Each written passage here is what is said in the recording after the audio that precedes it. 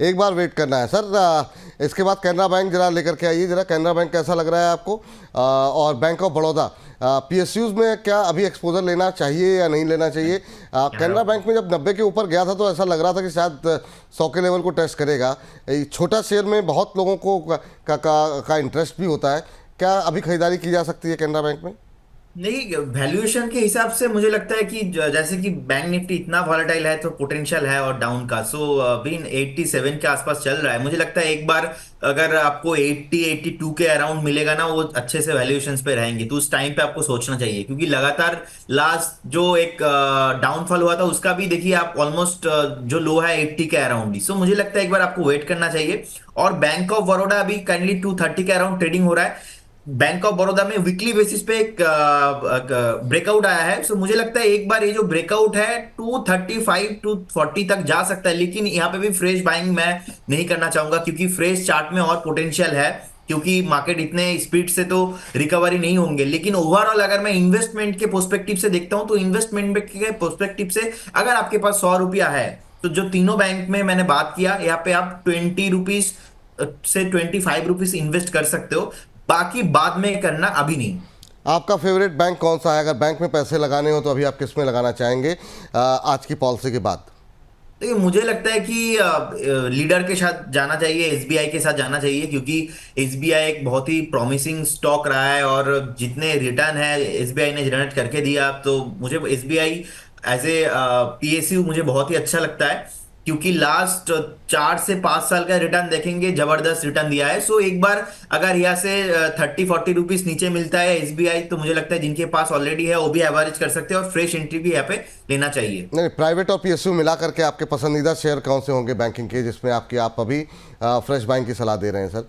कोई है ऐसा इस पॉलिसी के बाद जो लोग आपको सुन रहे हो कि पैसे लगाने चाहिए बैंकों पे या नहीं लगाने चाहिए, तो अभी अगर पैसे लगाने हो तो प्राइवेट या पीएसयू में कौन सा शेयर अच्छा लग रहा है? देखिए सर, मुझे बेसिकली एक्सिस बैंक और कोटक बैंक पर्टिकुलर प्राइवेट में, दोनों बैंक का वैल्यूएशन अच्छा लगता है। और पीएसयू में मुझे लगता है कि एक बार पीएनबी और स्टेट बैंक ऑफ इंडिया, दोनों में पोटेंशियल है। लेकिन ये जो रेट कट हुआ है, पॉलिसी हुआ है, इसके रीजंस के कारण हमें यहाँ पे इन्वेस्ट करना चाहिए ऐसा नहीं है, क्योंकि आज अगर मैं यहाँ पे बोल के चला जाऊंगा और फिर से मार्केट नीचे चला जाएगा, तो अल्टीमेटली कोई वैल्यू नहीं बचेगा। तो मार्केट ओवरऑल वॉलेटाइल है, तो इसीलिए अभी नहीं इन्वेस्ट करना। आप पीएसयू में अपना पीएनबी और एसबीआई, और प्राइवेट में एक्सिस और कोटक महिंद्रा बैंक मुझे बहुत ही अच्छा लगता है। आप एक बार आपका वॉच लिस्ट में रखिए, जब भी आप लोअर वैल्यूएशंस में, अब जिस दिन पैनिक मिलेंगे उस दिन आपको इन्वेस्ट करना है। अभी पैसे नहीं लगाने ना? नहीं, अभी नहीं लगाना चलिए है। ठीक है सर, आगे बढ़ते हैं और जरा आप रियल एस्टेट पे लेके आइए, इन तीनों सेक्टर पे। और इस पे भी सर थोड़ा सा दिमाग में आप जहन में रखिएगा कि आपको आपसे आखिर में आपके पसंदीदा रियल एस्टेट प्लेयर पूछेंगे।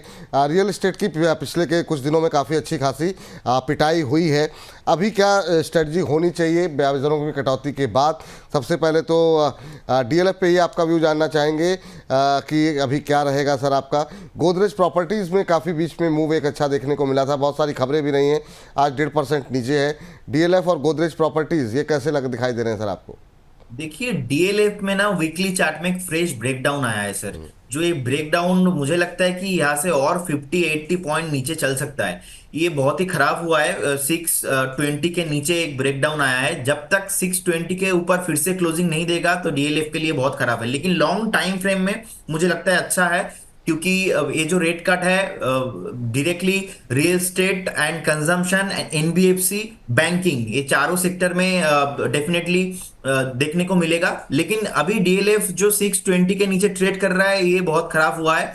तो 620 के ऊपर सस्टेन करना बहुत ही इंपॉर्टेंट है डीएलएफ को। सो जिनके पास ऑलरेडी है उनको तो होल्ड करना ही चाहिए, और जिनके पास, आप जो सोच रहे हो कि रियल एस्टेट में कौन सा स्टॉक होना चाहिए, मुझे लगता है डीएलएफ ही स्टॉक होना चाहिए। लेकिन यहां से और नीचे, मतलब 590 से लेके 590 से लेके 585 एक जोन है, मुझे लगता है वहां पे एक बार एक्यूमुलेशन आपको करना चाहिए।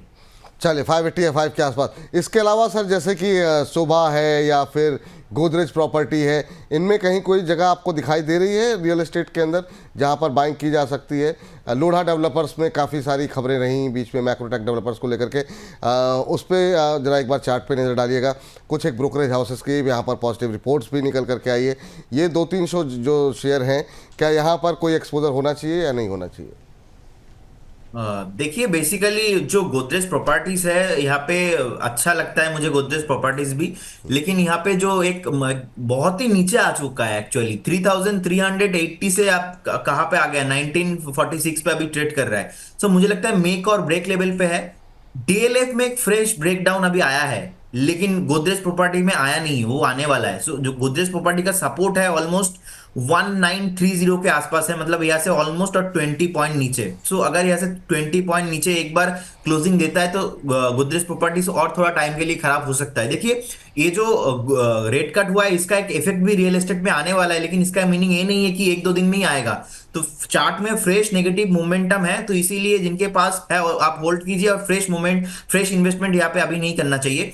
और सुबह में अगर आप देखेंगे कि सुबह चार्ट में मुझे अच्छा लगता है वीकली अच्छा पैटर्न फॉर्मेशन बनाया, नीचे मॉर्निंग स्टार कैंडल बनाया और उसके बाद वीकली चार्ट में देखेंगे एक फ्लैग पैटर्न भी बनाया। सो ये लॉन्ग टर्म के लिए अच्छा रह सकता है, शॉर्ट टाइम में थोड़ा वॉलेटिलिटी रहेगा। और ओवरऑल ये जो Sobha Godrej property DLF all stock ही गुड है लॉन्ग टाइम के लिए, मीडियम टाइम के लिए एटलीस्ट आपका व्यू 6 से 8 महीना होना चाहिए। लेकिन अगर आप मुझसे नंबर 1 स्टॉक पूछेंगे तो मैं डीएलएफ के साथ ही जाना चाहूंगा। डीएलएफ नंबर 1 है और बैंक में SBI, axis bank, ICICI bank ये नंबर 1 है। अब और नंबर आता है ऑटो जो कि डायरेक्ट इम्पैक्ट होता है। लेकिन उससे पहले हमारे एक दर्शक यूको बैंक पे बहुत देर से सवाल पूछ रहे हैं। 35 रुपये 55 पैसे पे लिया हुआ है। संजय कुमार धीर जी हैं, चूँकि बैंकों पे हम बात भी कर रहे हैं तो सर क्या करें, ये छोटे मिड कैप बैंक तो चलने को तैयार ही नहीं है। 6-7 रुपये का नुकसान 8 रुपये का इनको हो रहा है यूको बैंक पे। अभी क्या करें, क्या स्ट्रेटजी होनी चाहिए यूको बैंक पे? देखिए यूको बैंक पे एक सपोर्ट है 27 रुपीज के आसपास एक सपोर्ट है, तो जिनके पास है उनको नो डाउट होल्ड करना चाहिए। पूरे बैंकिंग स्टॉक क्राइसिस में आया है, थोड़ा लास्ट 4 से 5 महीने में देखेंगे बहुत सेलिंग प्रेशर आया है, तो इसलिए अभी यूको बैंक पे भी एक नेगेटिव मोमेंटम रहा है। फ्रेश खरीदारी यूको बैंक पे नहीं करना है, लेकिन अगर उनके पास है तो उनको एक स्टॉप लॉस जो है 27 स्टॉप लॉस के साथ उनको होल्ड करना है। ठीक, तो ये बात निकल के आई। चलिए अब जरा आते हैं फटाफट ऑटो को लेकर के। ऑटो को जरा स्क्रीन पर लेकर के आ जाइए और फटाफट दिखाइए क्या कुछ जो है ऑटो में स्थितियां देखने को मिल रही है। दबाव यहाँ पर भी हम देख रहे हैं लगातार बना हुआ है, खासतौर से टाटा मोटर्स को लेकर के चिंताएं बढ़ी हैं। टाटा मोटर्स पे सर आपकी का रुख जानना चाहेंगे। टाटा मोटर्स, मारुति, एमएनएम, इन तीन पे आपका पसंदीदा शेयर कौन सा है, पहली टिप्पणी। और उसके बाद ऑटो सेक्टर पे अभी आप क्या व्यू ले रहे हैं, क्या पसंदीदा है, उसके बाद से फिर हम हर्ष हमारे साथ कुछ एक आंकड़े लेकर के जुड़ेंगे, हर्ष के पास जाएंगे सर। देखिए टाटा मोटर्स में ना एक फ्रेश ब्रेकडाउन है डेली बेसिस पे, वीकली बेसिस पे। No doubt Tata motors fundamentally strong company है, लेकिन जो चार्ट में एक नेगेटिव एक फ्रेश ब्रेकडाउन आया है, सो कहाँ पे रुकेगा ये बहुत ही एक बिग क्वेश्चन है। सो मुझे लगता है एक बार जो 535 और 530 के अराउंड जो 2-3 दिन पहले का एक लो था वहां से बाउंस बैक कर रहा है। अगर ये जो सपोर्ट है ये नहीं तोड़ेगा तो फिर से एक बार टाटा मोटर्स में बाउंस बैक पॉसिबिलिटीज है। लेकिन चार्ट में अच्छा लगता है मुझे सबसे Bajaj auto, actually Bajaj auto में पोटेंशियल है। आप देखेंगे आज मार्केट इतना डाउन है लेकिन बजाज ऑटो का चार्ट देखिए 0.25% के आसपास पॉजिटिव है, 7550 के अराउंड ट्रेडिंग हो रहा है। तो मुझे लगता है ये जो मोमेंटम फॉलो अप बाइंग चल रहा है 7800 से लेके 7900 तक जा सकता है, और बहुत ही शॉर्ट टर्म में लाइक बीटीएसटी के बहुत ही अच्छे कैंडिडेट है बजाज ऑटो। मारुति भी अच्छा है, लेकिन मारुति भी देखिए बहुत फंसा हुआ है। मारुति का अगर आप चार्ट देखेंगे तो यहाँ पे एक रेसिस्टेंस है 11,600 के अराउंड। सो मुझे लगता है एक बार 11,600 के ऊपर जस्ट सस्टेन करेगा उसके बाद ही नेक चल सकता है। और महिंद्रा पे देखिए 2,560 के आसपास अभी ट्रेड हो रहा है, एक फ्रेश ब्रेकडाउन आया है चार्ट में।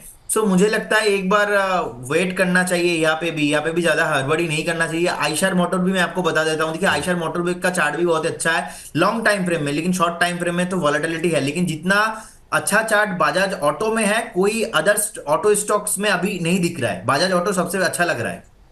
सर हमने 3 सेक्टर में बात की आपसे, एक तो बैंक हो गया, एक रियल्टी हो गया, एक ऑटो हो गया।